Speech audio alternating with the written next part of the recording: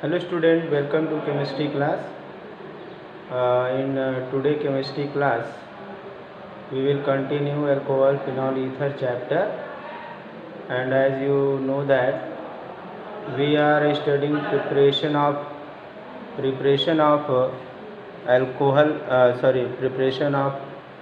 ether, and as you know that we have completed alcohol with their preparation properties, phenol with their preparation properties, and ether with their preparation. Now we will see the properties of ethanol. Thus the topic is properties of ethanol. Okay. Properties of ether. First is the physical properties. Physical properties.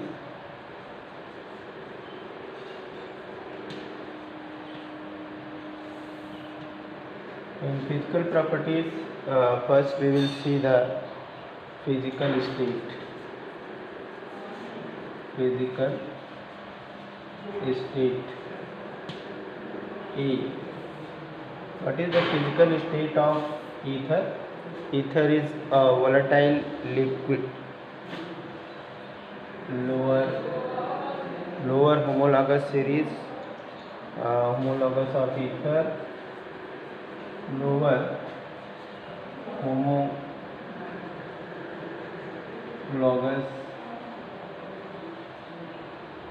ethers are volatile,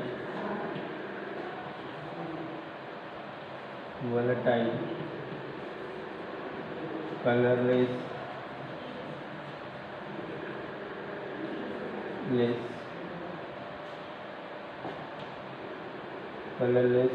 liquid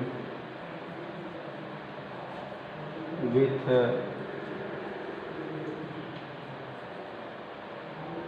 characteristic smell,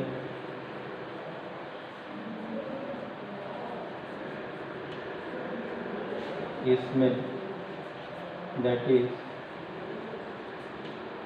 ether smell.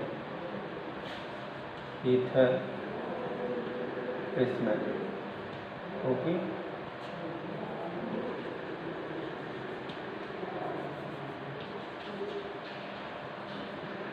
This is the physical state of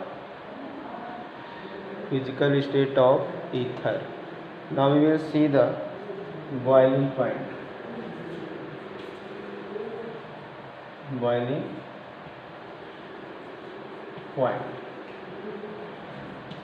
Okay. If you see the boiling point of ether have a much more lower boiling point than the comparable molar mass of ether. Boiling point, its boiling point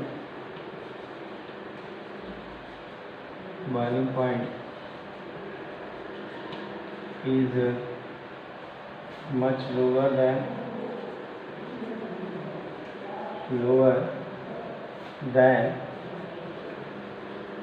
alcohol of comparable molecular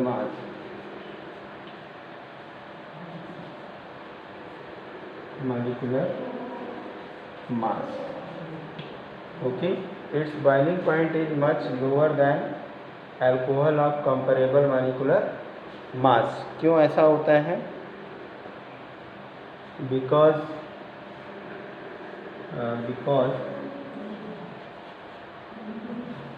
ether molecules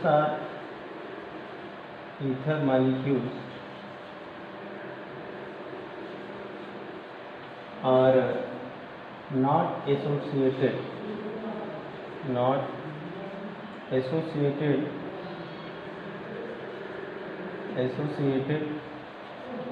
with hydrogen bond. Ether में ऐसा इसलिए होता है, इनका boiling point alcohol से बहुत कम इसलिए होता है क्योंकि यहाँ पे किसी भी प्रकार का हाइड्रोजन बॉन्ड आपस में नहीं पाया जाता है। यहाँ पे वीक डाइपोल डाइपोल इंटरेक्शन होता है। यहाँ पे क्या होता है? वीक डाइपोल डाइपोल इंटरेक्शन होता है। ठीक है। अब इसके बाद हम लोग देखेंगे सॉल्युबिलिटी। नेक्स्ट हमारा यहाँ पे टॉपिक है सॉल्युबिलिटी। कैसे सॉल्युबिलिटी अफेक्ट होती है? सॉल्युबिलिटी। ओके, सॉल्युबिलिटी मतलब वाटर में ये सॉल्युबल होगा कि नहीं सॉल्युबल होगा, ये हमें देखना। अगर हम यहाँ पे सॉल्युबिलिटी देखें तो लगभग जो है कि ईथर और एल्कोहल की सॉल्युबिलिटी लगभग इक्वल होती है, या कह सकते हैं ईथर की सॉल्युबिलिटी थोड़ी सी कम होती है अल्कोहल से इन वाटर। ठीक है, वैसे लिख सकते हैं यहाँ पे solubility of ability of ether is comparable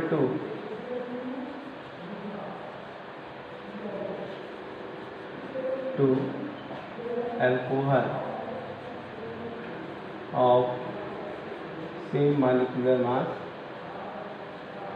same molecular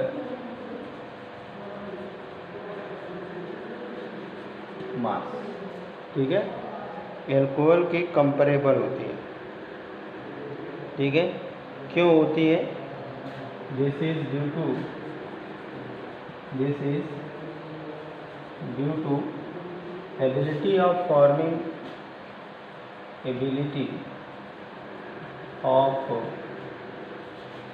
forming hydrogen bond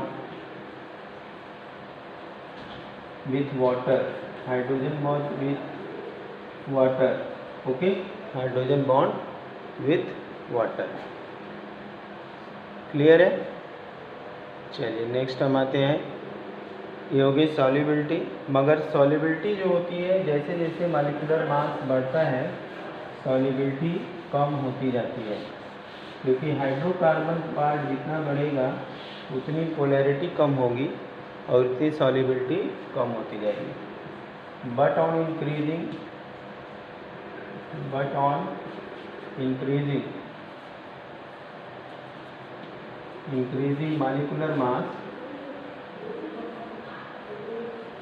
molecular mass solubility decreases.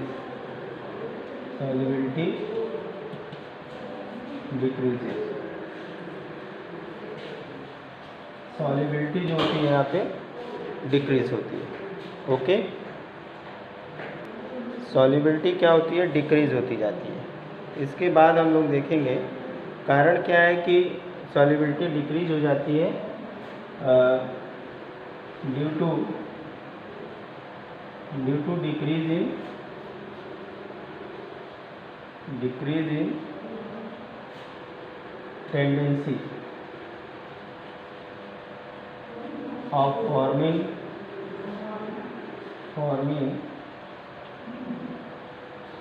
Hydrogen bond. Hydrogen bond बनाने की जो टेंडेंसी है धीरे धीरे कम होती जाती है, तो इसलिए सॉल्युबिलिटी जो है यहाँ पे कम हो जाती है। अब इसके बाद सॉल्युबिलिटी के बाद हम लोग ये जो ईथर होते हैं दूसरे ऑर्गेनिक सॉल्वेंट के अंदर सॉल्युबल होते हैं, जैसे अल्कोहल, बेंजीन और acetone, but they are soluble in ethers are soluble in alcohol, benzene and acetone. Okay, benzene and acetone. तो इस तरह से हमने यहाँ पे फिजिकल प्रॉपर्टी देख ली कि फिजिकल स्टेट इसका लिक्विड है, वॉलेटाइल लिक्विड है, और सॉल्युबिलिटी हमने देखा कि कंपेरेबल मास के अल्कोहल की तरह से सॉल्युबल है, लेकिन जैसे जैसे लेंथ हाइड्रोकार्बन की बढ़ेगी सॉल्युबिलिटी कम होती जाएगी, और उसके बाद जो है कि हाइड्रोजन बॉन्ड बनाने की टेंडेंसी भी कम होती जाएगी। मेल्टिंग पॉइंट, बॉइलिंग पॉइंट की बात करें तो बॉइलिंग पॉइंट जो है इनका बहुत कम होता है अल्कोहल के कंपैरिजन में, क्योंकि ये अल्कोहल की तरह से आपस में हाइड्रोजन बॉन्ड नहीं बनाते हैं और इस वजह से इनका बॉइलिंग पॉइंट कम होता है। अब हम लोग देखेंगे केमिकल प्रॉपर्टीज़, इनकी केमिकल प्रॉपर्टीज़ क्या है। Okay, chemical properties. ओके, क्या होती है केमिकल प्रॉपर्टीज, इसके बारे में आ रहा है। Chemical properties, chemical properties. अब यहाँ पे हम इसकी रिएक्टिविटी देखेंगे। यहाँ पे जो रिएक्शन होता है ड्यू टू जो है कि CO बॉन्ड के ब्रेकिंग से होता है, ठीक है। यहाँ पे केमिकल रिएक्शन अगर देखें, केमिकल रिएक्शन, तो हमने ये क्या देखा है यहाँ पे ROR, ये बॉन्ड टूटेगा, इस बॉन्ड के बेस पर केमिकल रिएक्शन होंगे, ठीक है। पहले तो ईथर्स आर इनर्ट। क्या होते हैं, इनर्ट होते हैं, ज़्यादा रिएक्शन नहीं करते हैं, ठीक है। ऑक्सीजन होने के बावजूद भी ये जो है कि ज़्यादा रिएक्ट नहीं होते हैं, in spite of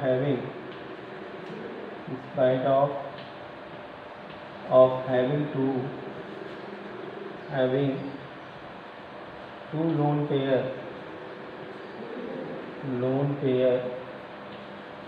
loan pair on oxygen atom.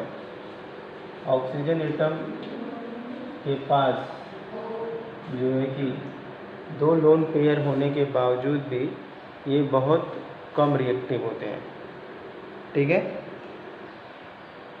ऐसा क्यों होता है? ऐसा इसलिए होता है कि एज ए सॉल्वेंट ये यूज़ होते हैं, due to because they are used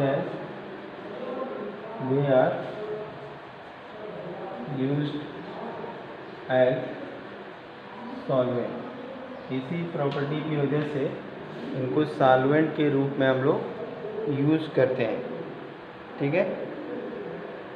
ये कोई भी रिएक्शन करते हैं तो स्पेसिफिक कंडीशन में ही रिएक्शन करते हैं। They do reaction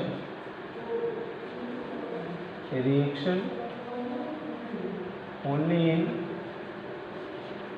in specific condition.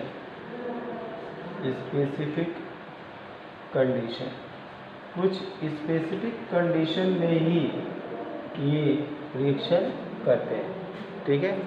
तो आइए अब हम लोग यहाँ पे रिएक्शन देख लेते हैं। यहाँ पे रिएक्शन बहुत ज़्यादा नहीं है, बहुत थोड़े ही रिएक्शन है यहाँ पे। पहला रिएक्शन हैलोजन एसिड से देखेंगे हम लोग। कोई भी हैलोजन एसिड से जब रिएक्शन कराते हैं तो एल्कीन हैलाइड और अल्कोहल होता है, या ठीक है। तो रिएक्शन विथ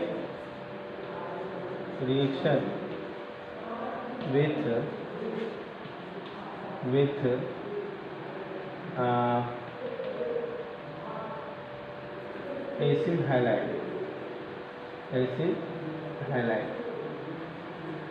या हैलाइड एसिड, यहाँ पे हम लोग ROR, यहाँ पे हमने HX में लिया तो ये बन जाएगा RX प्लस ROH, ठीक है।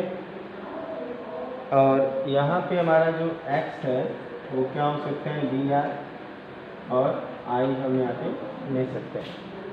सपोज कि ये मान लो C2H5 O C2H5 है और यहाँ पे हमने HBr ले लिया, तो यहाँ से C2H5 Br बन जाएगा और C2H5 OH बन जाएगा। ये हो गया इथेनॉल और ये हो गया एथिल ब्रोमाइड, एथिल ब्रोमाइड, या इसको हम कह सकते हैं ब्रोमो इथेन। इसको हम क्या कह सकते हैं? Bromo ethane. ओके, तो स्टूडेंट अगला जो हम रिएक्शन देखेंगे हम यहाँ पे जो टॉपिक हम लोग का तो चल रहा है, मिट गया है, यहाँ पे लिख लेते हैं properties of ether, properties of ether. तो इसको एक बार फिर से नोट कर लीजिएगा, ठीक है। तो इसमें हम लोग रिएक्शन देख रहे थे कि अगर CH3 CH2 O CH2 CH3 का रिएक्शन अगर हम हाइड्रोजन आयोडाइड से कराते हैं 375 केल्विन पे, ठीक है, और 73 केल्विन पे, तो यहाँ पे ये दो चीज़ें बनेंगी। एक तो CH3 CH2 OH बन जाएगा और प्लस यहाँ पे CH3 CH2 I बन जाएगा, ठीक है, CH3 CH2 I बन जाएगा। इसको थोड़ा बड़ा लिख लेते हैं। अब यहाँ पे अगर ये कंडीशन चेंज कर दें हम CH3 CH2 I, अब कंडीशन ये कर दें कि हम यहाँ पे CH3 CH2 O CH2 CH3 plus यहाँ पे HI एक्सेस में ले लें सेम टेम्परेचर पे, यहाँ पे सेम टेम्परेचर पे 373 केल्विन पे, तो सारा का सारा जो ईथर है वो कन्वर्ट हो जाएगा CH3 CH2 I में, ठीक है, और प्लस यहाँ पे H2O बन जाएगा, प्लस क्या बन जाएगा? H2O बन जाएगा। ये तब होगा जबकि हम हाइड्रोजन आयोडाइड को एक्सेस में लेंगे। ये बहुत ज़्यादा क्वेश्चन पूछता है। एक क्वेश्चन और भी पूछता है कि अगर कोई मान लीजिए कि बड़ा ईथर है, टर्सरी ग्रुप वाला ईथर है, CH3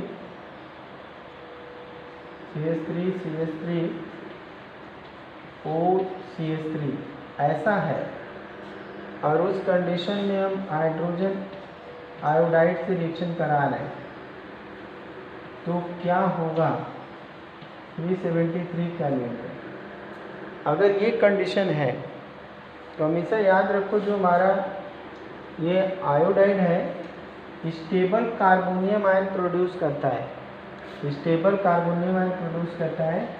तो ऐसी कंडीशन में यहाँ पे CH3I बनेगा। अगर ये कार्बोनियम आयन प्रोड्यूस करेगा प्लस हो जाएगा और ये माइनस इससे जाके जुड़ जाएगा, और दूसरा जो प्रोडक्ट बन जाएगा वो CH3OH बन जाएगा, CH3OH बन जाएगा। यहाँ पे जो आयोडीन है वो प्रोड्यूस करेगा, ये हाइड्रोजन आयोडाइड यहाँ प्रोड्यूस करेगा स्टेबल कार्बोनियम आयन। ये याद रखोगे, ये रिएक्शन बहुत बार पूछता है, कभी कंफ्यूज मत हो जाना इस तरह से कि जो बल्की ग्रुप है वो स्टेबल कार्बोनियम आयन में कन्वर्ट हो जाता है और वहाँ पे हाइड्रोजन जाके लगेगा, और छोटे वाले से क्या लगेगा? OH लग जाएगा। लेकिन अब अगर इसी में एक चीज़ और देख लें हमने कि अगर यही कोई रिंग वाला ईथर होता, क्या होता? रिंग वाला ईथर, यानी एनिसॉन ले लें, ठीक है, हम इसको ऊपर इरेज कर लेते हैं ताकि अच्छे से दिखेगा। अगर हम यहाँ पे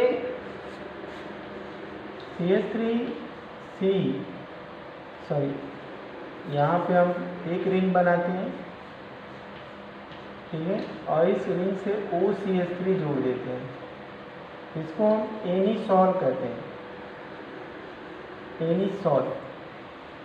अब ये एनीसॉल का अगर हम रिएक्शन HI से कराएं 373 केल्विन पे, ठीक है, 373 केल्विन पे, तो हमें देखने में उल्टा चीज नजर आएगा। अब OH इस बड़े ग्रुप से लग गया और जो I है वो CH3I बना गया। अब यहाँ क्वेश्चन पूछा हुआ है कि अगर किसी एल्काइल ग्रुप से सब्स्टिट्यूशन हो रहा है फिर अल्कोहल का, अगर किसी एल्काइल ग्रुप से OH लगा है और वो एल्काइल ग्रुप बहुत बड़ा है, तो उस कंडीशन में बड़ा ग्रुप जो होगा वो स्टेबल कार्बोनियम आयन बनाएगा और जो हैलोजन है उसके साथ जाएगा। जैसे यहाँ पे था, ये बड़ा ग्रुप था और ये आयोडीन यहाँ पे बॉन्ड ब्रेक किया, स्टेबल कार्बोनियम आयन बनाया और वहाँ जाके अपने चिपक गया। यहाँ पे ऐसा नहीं हुआ, ये बड़ा ग्रुप था तो आयोडीन को इसके ऊपर आके लगना चाहिए, ऐसा नहीं हुआ। तो ऐसा क्यों नहीं हुआ, क्वेश्चन पूछा हुआ है। ऐसा क्यों नहीं होता है, क्वेश्चन पूछा हुआ है।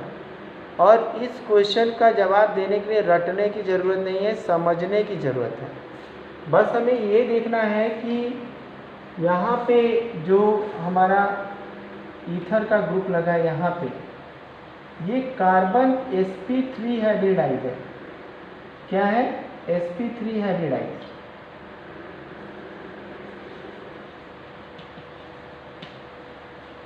अब यहाँ जो ये बॉन्ड है वो वीक है, इस sp3 हाइब्रिडाइज होने की वजह से क्या है, वीक है।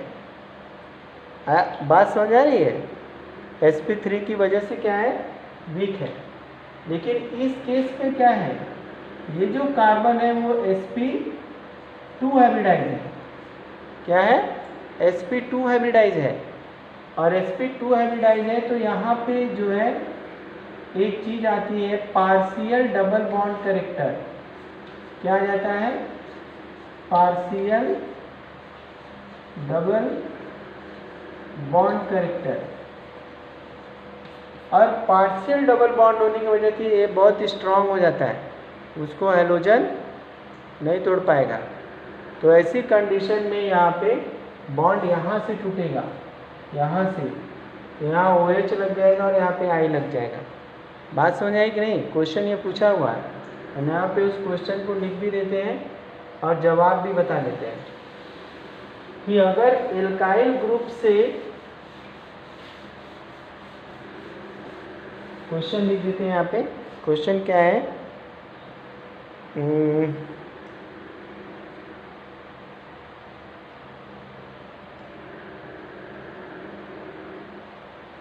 क्वेश्चन है कि Y in alcohol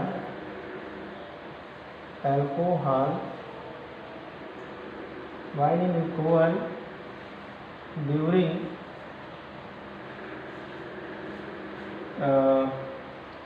reaction with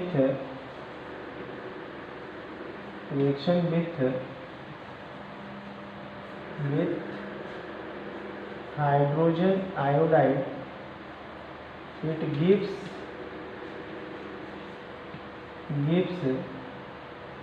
alkyl halide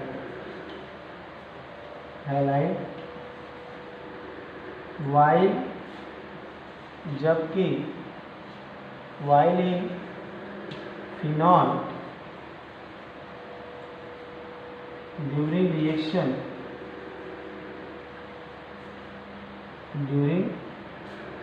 अरे यहाँ पे ईथर लिख देते हैं, सॉरी, यहाँ पे ईथर लिख देते हैं, ईथर, ठीक है, टर्सरी ईथर लिख देते हैं तो सही रहेगा। Tertiary ether during reaction hydrogen iodide it gives alkyl halide while in any salt during reaction with hydrogen iodide, it gives phenol. It gives phenol. Okay, अब देखो यहाँ पे क्यों जो है कि ईथर के केस में जब HI से रिएक्शन करते हैं तो एल्काइल हैलाइड बन जाता है। बल्कियर ग्रुप, यहाँ पे टर्सरी ईथर है। टर्सरी ईथर का मतलब भी हमने यहाँ पे बताया था अभी। टर्सरी कंडीशन है यहाँ पे CH3 और OCH3, ठीक है, ये हमारा टर्सरी ईथर है। इस कंडीशन में जब हम रिएक्शन कराते हैं हाइड्रोजन आयोडाइड से तो एल्किल हाइलाइड हमें मिलता है। लार्ज जो बिग ग्रुप है, लार्ज ग्रुप है, एल्किल हाइलाइड देता है। जबकि एनिसॉल से जब हम रिएक्शन कराते हैं तो हमें फिनॉल मिलता है, जैसा कि यहाँ पे दिख रहा है। ऐसा क्यों होता है? तो ऐसा एकदम सिंपल सी बात है। इन केस अगर एल्किल हाइलाइड की बात करते हैं, ऐसे बात कर लेते हैं, इसका आंसर हम बता देते हैं सबको। इसका आंसर लिख लेते हैं। क्वेश्चन बहुत क्लियर है कि टर्सरी ईथर में जब हम रिएक्शन हाइड्रोजन आयोडाइड से कराते हैं तो हमें एल्किल हाइलाइड, जो कि अभी हमने रिएक्शन देखा यहाँ पे, और जबकि एनिसॉल से रिएक्शन कराते हैं एरोमेटिक ईथर में तो वहाँ पे हमें क्या मिलता है? वहाँ पे हमें फिनॉल मिलता है, वहाँ पे आइडोबेंजीन हमें नहीं मिलती है। तो उसके पीछे रीज़न क्या है? आंसर यहाँ पे देख लेते हैं। Answer, in case of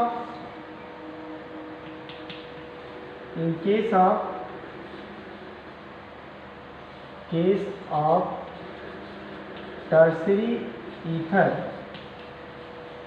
ether का फार्मूला भी यहाँ पे लिख देते हैं CH3 होल थ्राइस OCH3, ठीक है।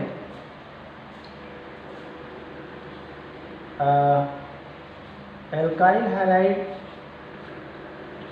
Halide is formed because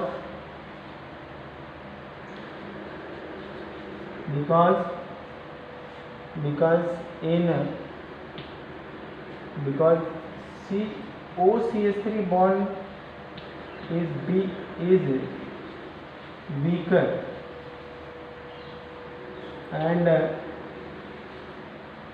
it will form strong carbonium. It will form strong carbonium ion. Strong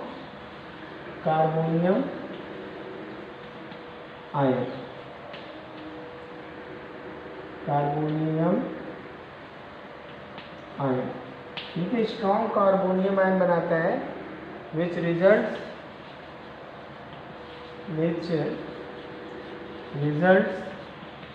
tertiary halide, alkyl halide. Okay, तो इस केस में टर्सरी एल्किल हैलाइड बन जाता है। While in case of anisole, दूसरी line से लिखेंगे, while in case of anisole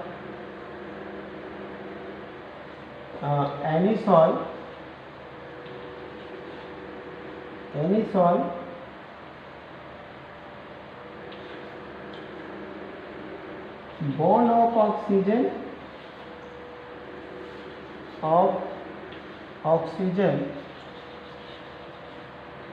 with benzene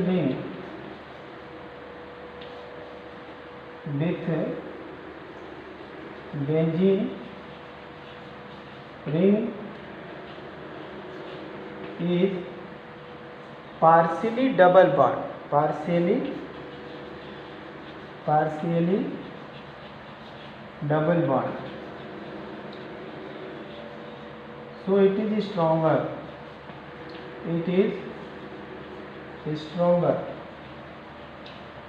and results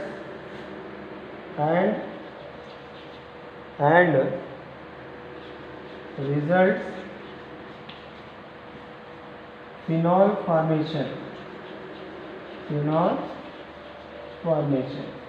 अब यहाँ पे एक बार सारी बात फिर से बता देते हैं कि टर्शियरी ईथर के केस में एल्किल हैलाइड इसलिए बन रहा था कि जो इसके बीच का बॉन्ड है यहाँ पे, ये बॉन्ड वीक है, ये वाला बॉन्ड क्या है, वीक है, इसलिए ये टूट गया और कार्बोनियम आयन बन गया और आयोडीन आके जुड़ गया। इस केस में ये बॉन्ड जो है, निसाल के केस में ये बॉन्ड जो है वो डबल बॉन्ड के रेजोनेंस के कारण क्या है, डबल बॉन्ड है, डबल बॉन्डेड है, इसलिए ये बॉन्ड नहीं टूटेगा, ये बॉन्ड टूट जाएगा, इसलिए यहाँ पे फिनॉल बन जाएगा और ये आयोडाइड बन जाएगा। तो आई होप ये बात समझ में आ गई होगी। कल हम लोग इलेक्ट्रोफिलिक सब्स्टिट्यूशन रिएक्शन ईथर में देखेंगे और ये चैप्टर हमारा कंप्लीट हो जाएगा। Thank you, have a nice day.